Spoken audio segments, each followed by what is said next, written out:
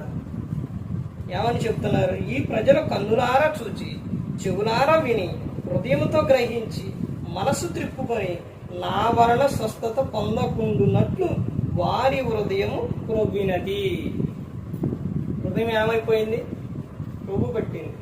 ఆ కొవ్వు పట్టిన వారు అనే మాటలు ఏ విధంగా ఉంటాయంటే, కొవ్వుతో ఉంటారు కాబట్టి వారు భయంకరమైన విధానంగా మాట్లాడతారు. తర్వాత ఏమని చెబుతున్నారు? వారి చెవులు వినుటకు మందములైనవి, వారు తమ కన్నులు మూసుకొని ఉన్నారు గనుక మీరు వినుట మట్టుకు విందురు గాని గ్రహింపారు, చూచుట మట్టుకు చూతురు గాని ఎంత మాత్రమునో తెలుసుకున్నారు అని యెషయా చెప్పిన ప్రవచనం వీరి విషయమే నెరవేరుచున్నది అని చెప్తారు.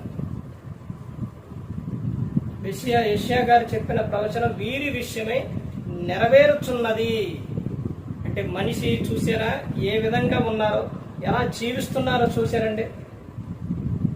బయటస్తులు లాగా, లోకస్తుల్లాగా సంఘంలోకి వచ్చిన వారు కూడా ఉంటే ఎలాగండి? బయట ఉన్న పిల్లలు ఏం చేస్తారు? స్కూల్కి వెళ్ళిన పిల్లలు బయట ఉన్న పిల్లలకి తేడా ఏంటండి? బయట ఉన్నవారు వారి ఇష్టానుసారంగా రోడ్లు వెంబడి ఏంటి తిరుగుతారు, తర్వాత తాగుతారు, తన్నులు తింటారు, అక్కడ పడతారు, ఇక్కడ పడతారు, అవన్నీ చేస్తారు బయట ఉన్నవారు, పిల్లలైనా యవనస్తులే. అదే స్కూల్కి వచ్చిన వారిని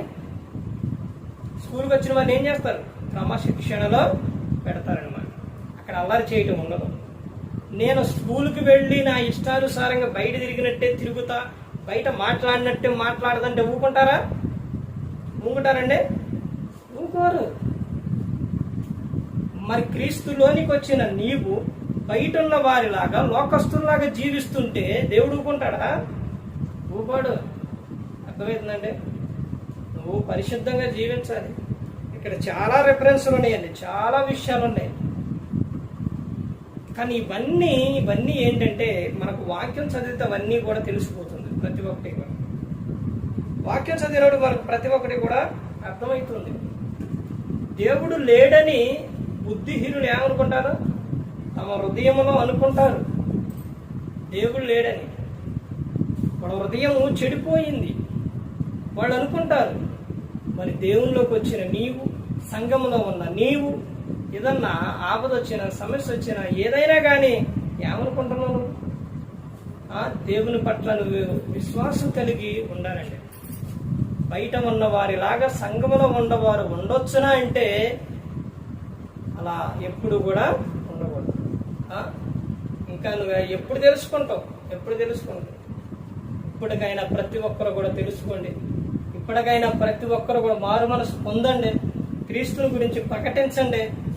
లోకం విడిచినప్పుడు మీరు ఎక్కడికి వెళ్తారు? పరలోకానికి వచ్చారు. ప్రతి ఒక్కరు కూడా దేవుని యందు భయభక్తులు కలిగి పరిశుద్ధాత్మ మాట ఇంటూ హృదయ శుద్ధిని కాపాడుకుంటూ క్రీస్తుని పోలే నడుచుకున్నప్పుడు లోకం విడిచినప్పుడు పరలోకానికి చేరుకుంటారు.